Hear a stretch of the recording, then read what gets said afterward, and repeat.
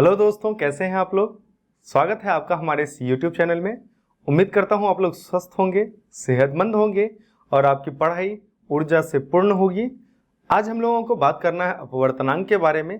पिछले video lecture में हमने अपवर्तन का जिक्र किया था और अपवर्तन के बारे में बताया था कि जब एक माध्यम से प्रकाश किरण दूसरे माध्यम में आती है तो उसके वेग में परिवर्तन हो जाता है। इसी आधार पर हमने परिवर्तन के 2 पॉइंट्स को समझा था, जहां पर कि विरल से सघन और सघन से विरल के बारे में देखा था। जब हमने बात किया था कि जब अपवर्तन होता है तो वहां पर 2 नियम आते हैं। तो दूसरे नियम में हमने स्नेल के नियम को समझा था, जिसमें कि अपवर्तनांक का नाम जिक्र आया था। तो अपवर्तनांक के बारे में आज हम लोगों को जिक्र करना है। तो चलिए बिना किसी देरी के शुरुआत करते हैं और बात करते हैं अपवर्तनांक के बारे में कि अपवर्तनांक क्या होता है। तो याद रखेंगे, जो अपवर्तनांक टर्म है इसको अंग्रेजी में रिफ्रैक्टिव इंडेक्स कहा जाता है। और यह क्या होता है, किसी एक माध्यम से दूसरे माध्यम में जब प्रकाश किरण जाती है तो इसके वेग में परिवर्तन हो जाता है। और वेग में परिवर्तन होने के कारण क्या होता है कि यह जो है अपने कोण से विचलित हो जाती है। और कहा जाता है कि दोनों वेग में परिवर्तन के अनुपात को ही क्या कहा जाता है, रिफ्रैक्टिव इंडेक्स या अपवर्तनांक कहा जाता है। मतलब क्या हुआ कि माध्यम 1 से माध्यम 2 में जब प्रकाश किरण आती है तो उसके वेग में परिवर्तन जो होता है उनके अनुपात को अपवर्तनांक कहते हैं। और इस अपवर्तनांक को n या म्यू से डिनोट किया जाता है। किससे डिनोट किया जाता है, n या म्यू से डिनोट किया जाता है। तो आप ध्यान देंगे यहां पर अपवर्तनांक रिफ्रैक्टिव इंडेक्स, जिसको म्यू या n से डिनोट करते हैं, म्यू या n से डिनोट करते हैं, इसी को रिफ्रैक्टिव इंडेक्स या अपवर्तनांक कहते हैं। अपवर्तनांक जो है वो 2 प्रकार के होते हैं, एक निरपेक्ष अपवर्तनांक, दूसरा सापेक्ष अपवर्तनांक। अब निरपेक्ष अपवर्तनांक को अंग्रेजी में एब्सोल्यूट रिफ्रैक्टिव इंडेक्स कहते हैं। यहां पर हमने मेंशन कर रखा है एब्सोल्यूट रिफ्रैक्टिव इंडेक्स। और जो सापेक्ष अपवर्तनांक होता है इसको रिलेटिव रिफ्रैक्टिव इंडेक्स। याद रखना है अपने को, अंग्रेजी हिंदी दोनों याद रखना है। जो निरपेक्ष अपवर्तनांक होता है इसको एब्सोल्यूट रिफ्रैक्टिव इंडेक्स और जो सापेक्ष अपवर्तनांक होता है इसको रिलेटिव रिफ्रैक्टिव इंडेक्स कहा जाता है। सबसे पहले हम बात करते हैं निरपेक्ष अपवर्तनांक के बारे में, जिसको एब्सोल्यूट रिफ्रैक्टिव इंडेक्स कहते हैं। इसके बारे में बात करते हैं। जब हम किसी माध्यम का, याद रखेंगे, जब हम किसी माध्यम का हवा के सापेक्ष अगर उसके गति का अनुपात निकालते हैं, या फिर हम कह सकते हैं हवा के सापेक्ष जब किसी की गति के अनुपात को मेजर करते हैं, इसको कहते हैं एब्सोल्यूट रिफ्रैक्टिव इंडेक्स। मतलब कि जैसे कि मान लीजिए हमारे पास कोई माध्यम है और इस माध्यम, ये माध्यम 1 है और ये माध्यम 2 है। माध्यम 1 और माध्यम 2 में जब प्रवेश करेगी तो यहां पे मान लेते हैं हवा है और नीचे में कोई और माध्यम है। तो हवा के सापेक्ष जब किसी भी माध्यम में प्रकाश की चाल को निकालते हैं, इसको कहा जाता है एब्सोल्यूट रिफ्रैक्टिव इंडेक्स कहा जाता है। अब हम यहां पर बात करते हैं कि सबसे पहले कांच का रिफ्रैक्टिव इंडेक्स देखते हैं। तो कांच का निरपेक्ष अपवर्तनांक क्या होता है, तो याद रखेंगे हवा में प्रकाश की चाल बटे कांच में प्रकाश की चाल क्या होता है, कांच का निरपेक्ष अपवर्तनांक, जिसको Ng, कांच में निरपेक्ष अपवर्तनांक Ng मतलब रिफ्रैक्टिव इंडेक्स ऑफ ग्लास, और C से प्रकाश की चाल हवा में, V से Vg मतलब प्रकाश की चाल इन ग्लास, है ना, speed of light in glass medium.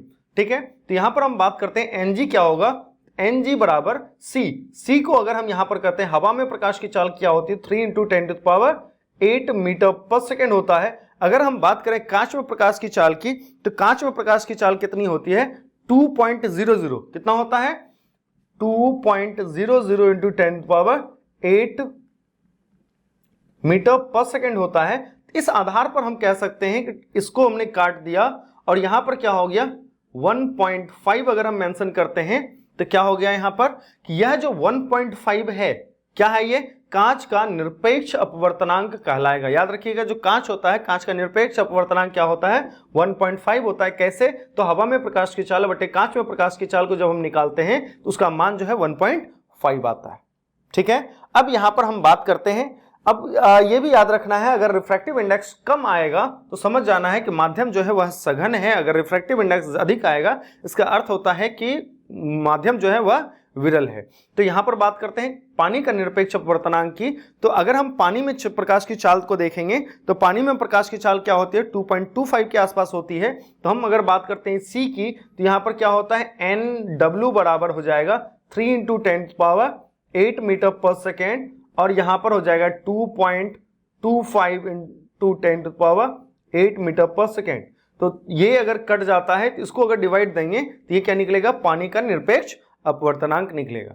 तो याद रखना है, अगर मान लीजिए कि आपको कहता है कि हीरे का निरपेक्ष अपवर्तनांक क्या होगा, तो याद रखेंगे हवा में ही प्रकाश की चाल बटे हीरे में प्रकाश की चाल, तो क्या निकलेगा आपका हीरे का निरपेक्ष अपवर्तनांक निकलेगा। इसी प्रकार से हम कई माध्यम के निरपेक्ष अपवर्तनांक को निकाल सकते हैं। अब हमें बात करनी है सापेक्ष अपवर्तनांक की। तो सापेक्ष अपवर्तनांक क्या होता है, तो हवा के अतिरिक्त जब दो माध्यम होता है तो दो अन्य अलग अलग माध्यम में प्रकाश की चाल को जब हम निकालते हैं या फिर प्रकाश की चाल का जो अनुपात होता है वह क्या कहलाता है आपका एब्सोल्यूट रिलेटिव रिफ्रैक्टिव इंडेक्स। याद रखेंगे यहां पर रिलेटिव रिफ्रैक्टिव इंडेक्स कहलाता है। मतलब हवा के अतिरिक्त, जैसे मान लीजिए कि पानी में प्रकाश की चाल बटे कांच में प्रकाश की चाल, है ना, तो ये क्या कहलाएगा आपका, दो अन्य माध्यम, हवा के अलावा दो अन्य माध्यम के सापेक्ष में जब प्रकाश की चाल के अनुपात को निकालते हैं तो यह क्या कहलाता है, सापेक्ष अपवर्तनांक कहलाता है।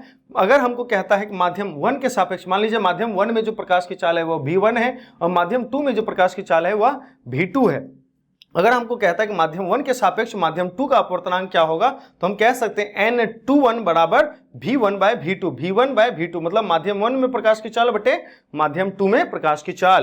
तो यहां पर अगर हमें बात करनी है, अगर हम कह सकते हैं कि अगर यहां पर कहता है आपको कि पहला जो माध्यम है वह क्या है आपका कांच है, दूसरा माध्यम क्या है आपका, तो दूसरा माध्यम हमारा पानी है, तो हम इसको निकाल सकते हैं। अगर हम बात करें तो माध्यम 2 में, अगर माध्यम 2 के सापेक्ष अगर माध्यम 1 का अपवर्तनांक कहे तो क्या कह सकते हैं आप, velocity of light in medium 2 upon velocity of light in medium 1, मतलब v2 बटे v1, v2 बटे v1 करेंगे तो क्या निकल जाएगा, माध्यम 2 के सापेक्ष माध्यम 1 का अपवर्तनांक। ठीक है, इतना मेरे ख्याल से समझ में आ गया होगा।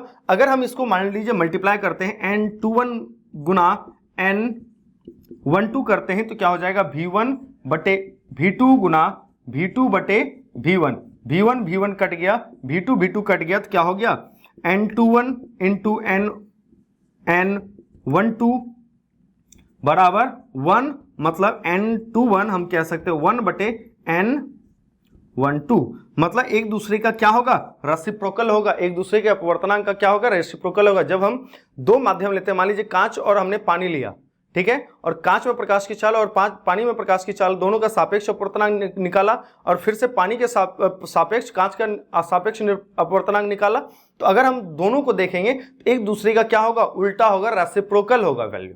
ठीक है, क्या होगा, एक दूसरे का रेसिप्रोकल वैल्यू होगा, उल्टा वैल्यू होगा।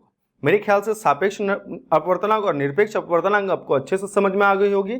अगले वीडियो में फिर से हम लोग मिलेंगे, तब तक ऊर्जावान बने रहिए और पढ़ते रहिए। जय हिंद, जय Bharat, thank you so much.